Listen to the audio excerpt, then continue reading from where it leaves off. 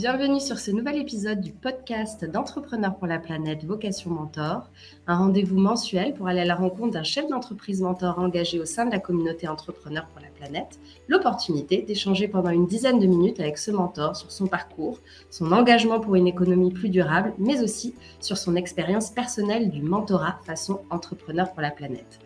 Aujourd'hui, nous rencontrons Guillaume Baudrin. Bonjour Guillaume. Bonjour. Vous êtes ingénieur arts et métiers et vous œuvrez depuis 13 ans dans les domaines des infrastructures de transport, la mobilité décarbonée et l'énergie. Vous êtes aujourd'hui consultant mobilité énergie auprès des entreprises et collectivités au sein d'Equinos, l'entreprise que vous avez créée en 2021. Est-ce que vous avez toujours su que vous vouliez monter votre entreprise et être entrepreneur ? C'est une bonne question. Je ne sais pas si je l'ai toujours su, mais je pense que j'ai toujours eu un tropisme pour ça. J'ai eu un grand-père qui était entrepreneur et une maman qui a créé une boîte d'informatique. Donc je pense que ça m'a un peu donné le goût. Et puis je pense que ça m'a attiré aussi le côté aventureux et le fait de créer. J'y ai pensé en 2015 quand j'ai arrêté de travailler pendant 1 an, mais je pense vraiment que j'avais pas encore la maturité pour ça. Et j'avais besoin que ça soit plus une évidence pour moi et que ça se fasse de manière organique. Et puis, en fait, avant ça, j'étais chez Alstom, dans une grosse boîte. Je savais que j'avais besoin de plus petit, mais j'ai eu besoin d'un passage dans une boîte intermédiaire, dans une PME, pendant 5 ans. Et après ça, ça m'est vraiment apparu évident. J'avais envie de choisir mes projets, mes clients, d'endosser complètement toute l'activité pour avoir aussi le plus d'impact possible. Je voulais travailler plus localement et continuer à avoir davantage encore de flexibilité et d'autonomie. Donc une envie organique. Et l'autre évidence, c'était d'avoir une activité engagée. D'où vient votre conscience environnementale ? C'est difficile à dire. Je pense que ça vient de l'enfance à la base, parce que j'ai grandi dans une toute petite ville. Donc j'étais souvent dehors et tous les week-ends, on partait dans une maison de vacances dans les gorges du Verdon, donc dans un endroit très rural. Donc voilà, beaucoup de nature et beaucoup d'activités nature avec mes parents à la base, randonnée, canoë, etc. Mais j'étais assez apolitisé pendant longtemps sur ces sujets-là et c'est vraiment sur le plus tard que j'ai mené une vraie réflexion et que je suis arrivé à une forme davantage de radicalité sur ces sujets qui sont venus avec des lectures, des émissions, etc. Et avec une envie très forte de toujours mieux comprendre et revenir aux causes racines, déconstruire. Cet engagement environnemental, il est au cœur d'Equinos. Qu'est-ce que vous pouvez nous en dire ? Quels services est-ce que vous proposez au sein d'Equinos ? Donc Equinos, on fait du conseil, on fait des études et on fait de l'assistance à maîtrise d'ouvrage. On travaille pour des collectivités, donc que ce soit des mairies, métropoles, départements, etc. Mais aussi des entreprises, notamment des énergéticiens. Et on est sur des sujets de transition énergétique, beaucoup en lien avec la mobilité, puisque c'est les thématiques sur lesquelles j'ai exercé jusqu'à présent. Donc sur de l'électrification de flottes de véhicules, sur du bio-GNV, du biogaz, sur l'hydrogène, etc. Et à titre plus personnel, en créant Equinos, j'ai voulu aussi enseigner. Et donc depuis 2021, je donne aussi des modules de formation, notamment en école d'ingénieur. Comment ça se concrétise en fait auprès des entreprises, auprès des collectivités ? Comment vous les aidez à se transformer et à transformer les modèles dits plus traditionnels ? Comment vous les aidez à s'engager sur ce chemin de la transition écologique ? C'est vrai que la transition écologique, bien souvent, elle est trop envisagée uniquement sous l'angle d'une transition énergétique. Et c'est pour ça qu'on vient me chercher, qu'on vient chercher Equinos pour travailler sur ces sujets. Mais pour moi, à titre personnel, j'ai vraiment le sentiment que ne regarder que cet aspect transition énergétique, c'est essayer de se donner bonne conscience, mais qu'en même temps, on vient préserver un système qui lui-même est à bout de souffle et qu'une certaine élite parvient à nous faire croire qu'il est indispensable à la survie de l'humanité. Mais pour autant, quand on se penche sur le sujet, on comprend de plus en plus que c'est très loin de suffire de simplement travailler sur la transition énergétique et si on ne remplace pas la manière dont on vit actuellement et qu'on est juste sur de la décarbonation sans œuvrer sur d'autres leviers comme la sobriété, sans repenser nos usages, il n'y a pas vraiment d'issue, quoi. Et pour ça, c'est dû notamment au fait qu'il y a aussi des limites en termes de matière, matériaux, avec tous les impacts environnementaux, sociaux de l'extractivisme minier, les problématiques de biodiversité, de ressources en eau, sur les sols, etc.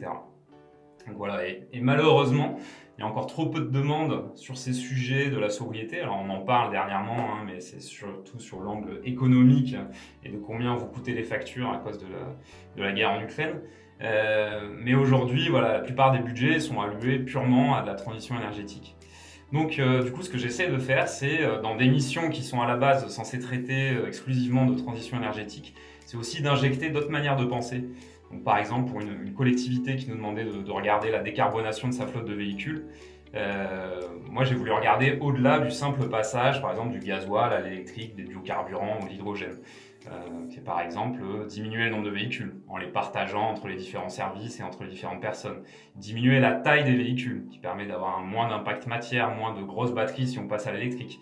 Repenser aussi, au-delà des véhicules de service, tous les déplacements des salariés pour revenir sur le site. Avec du covoiturage d'entreprise, pourquoi pas, des navettes qui permettent de faire la liaison avec les transports en commun.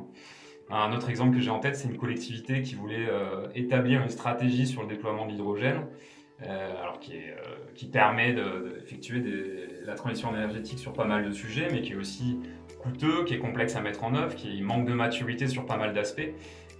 Et donc là, l'idée, c'était aussi de leur faire penser à comment allouer au mieux les deniers publics et quelles autres actions envisager peut-être en priorité pour impacter à la source, notamment sur l'efficacité énergétique de la sobriété.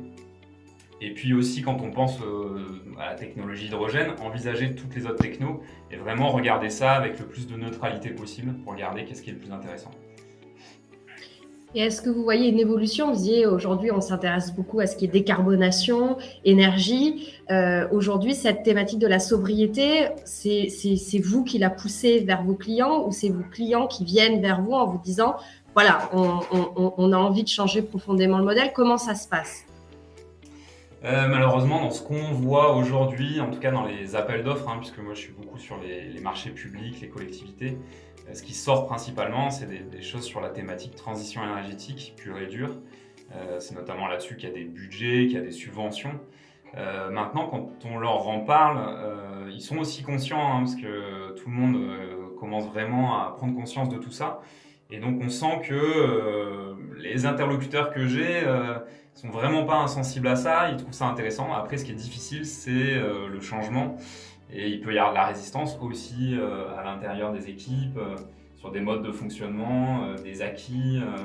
Voilà, la sobriété, c'est souvent envisagé comme quelque part avoir moins de services, avoir moins d'offres, alors que c'est juste repenser l'usage et repenser les services, quoi. Et vous faites tomber ces inquiétudes vis-à-vis de la sobriété, justement en leur montrant sous un prisme positif, en leur montrant les bénéfices que ça va pouvoir apporter. Comment vous arrivez à convaincre? C'est une bonne question. C'est pas facile parce que c'est vrai que quand on regarde uniquement les aspects réduction des gaz à effet de serre,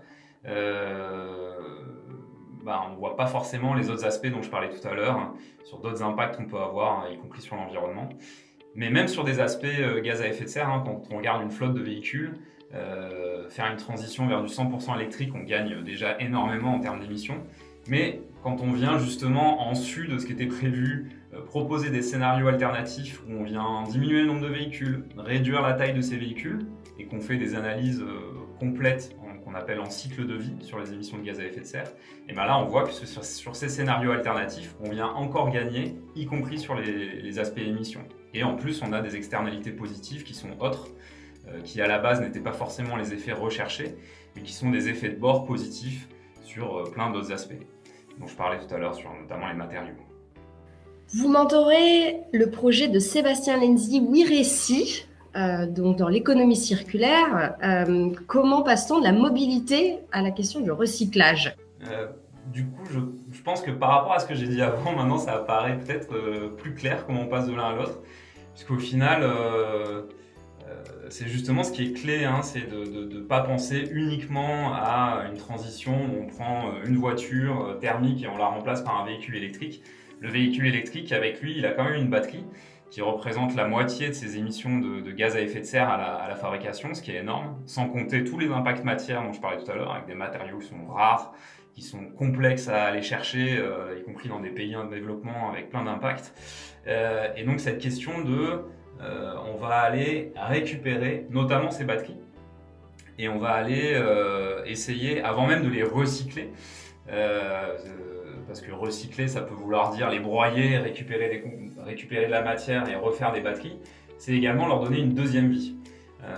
Et c'est vrai que quand j'ai lu un petit peu ce que faisait Sébastien, c'est-à-dire d'inventer des outils pour faciliter la collecte de ces objets-là, donc c'était des vêtements, c'était des combinaisons, mais c'était de plongée, mais c'était aussi des batteries, et c'était le sujet qui m'intéressait le plus. J'ai trouvé ça hyper intéressant, et d'essayer de réfléchir avec lui à quelle seconde vie on pourrait donner à ces batteries en les reconditionnant, quels seraient les usages les plus adaptés. Et c'est pour ça que je me suis dit, allez, il y aura sûrement des idées qui vont venir et qui vont aider Sébastien dans ses réflexions, dans son projet.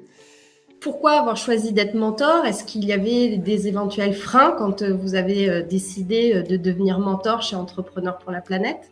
C'est clair que de prime abord, je ne me sentais pas légitime pour faire ça. Je ne suis pas un haut cadre aux cheveux blancs d'une entreprise du CAC 40 avec un super carnet d'adresses et une vision stratégique de multinationale. Jeune entrepreneur engagé. Ouais, c'est ça, ouais. Exactement.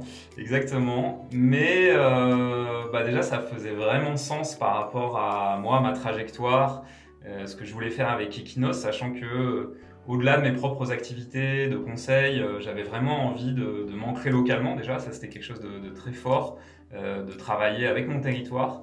Et Sébastien est basé à Marseille et son projet il l'ancre à Marseille avec des expérimentations dans la région sud. L'idée c'était de travailler en lien avec des acteurs locaux et aussi de garder ce côté innovation, pas innovation pour innover, parce que comme je disais tout à l'heure, la transition énergétique, je ne veux pas juste l'envisager sous l'angle technologique, il y a aussi d'autres manières de voir les choses sur les usages, mais il y a plein de mais qui sont aussi des formes d'innovation. Et donc pour moi, le fait de récupérer des choses qui sont en principe usagées et essayer de les réemployer, c'est une forme d'innovation très forte et dont on a vraiment besoin. Et donc voilà, malgré ces freins-là, je me suis quand même dit qu'il y avait des choses à faire ensemble. En plus, on a quasiment le même âge avec Sébastien. Et du coup, c'est une vraie rencontre humaine qui s'est faite. Et aujourd'hui, vous parliez de ces innovations. Est-ce que c'est des innovations portées par WeReci qui éventuellement pourraient vous servir dans vos activités au sein d'Equinos? Est-ce qu'on peut imaginer que vous seriez amenés à travailler ensemble, main dans la main, sur des projets? Ouais, complètement. C'est des choses qu'on a même déjà évoquées ensemble. Donc pour l'instant, on évolue chacun un petit peu dans notre monde. Et il y a plein de sujets qu'on a quand même en commun, des appels à projets qu'on a en commun. On a des acteurs du territoire qu'on rencontre tous les deux pour des choses différentes, mais voilà, qui nous unissent aussi. Et finalement, on est sur des thématiques proches et donc c'est complètement possible qu'à un moment donné, on travaille ensemble. Je ne sais pas de quelle manière. Est-ce que ce sera avec Equinos? Est-ce que ce sera sous une autre forme? Mais c'est complètement ouvert là-dessus. Et en tout cas, c'est un projet que j'endosse et que je trouve très beau. Et voilà, et ça me fait plaisir de continuer à travailler avec Sébastien sur cette thématique. Qu'est-ce que vous diriez aux chefs d'entreprise, aux entrepreneurs qui ne savent pas encore comment s'engager, qui doutent, qui ne savent pas comment agir face à ces enjeux climatiques, ces enjeux de biodiversité? Quel message vous auriez envie de leur passer? Oui, c'est large du coup.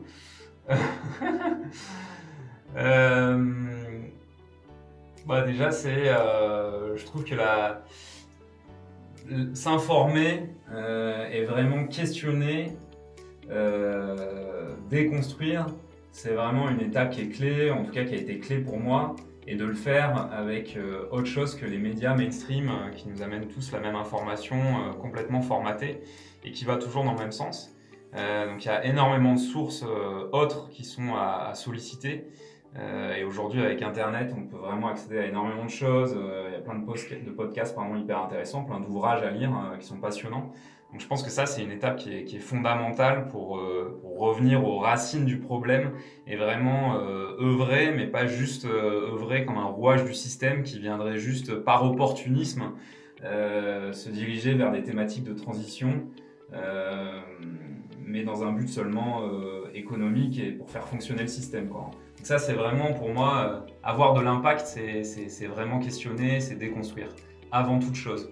Et après, on peut se mettre en mouvement, mais il faut se mettre en mouvement avec quelque chose qui fait sens et qui est en résonance avec nos valeurs. Et ces valeurs-là, il faut les construire avec des sources, avec les bonnes sources, quoi, en termes d'information, quoi. Merci beaucoup Guillaume Baudrin. De rien, avec grand plaisir.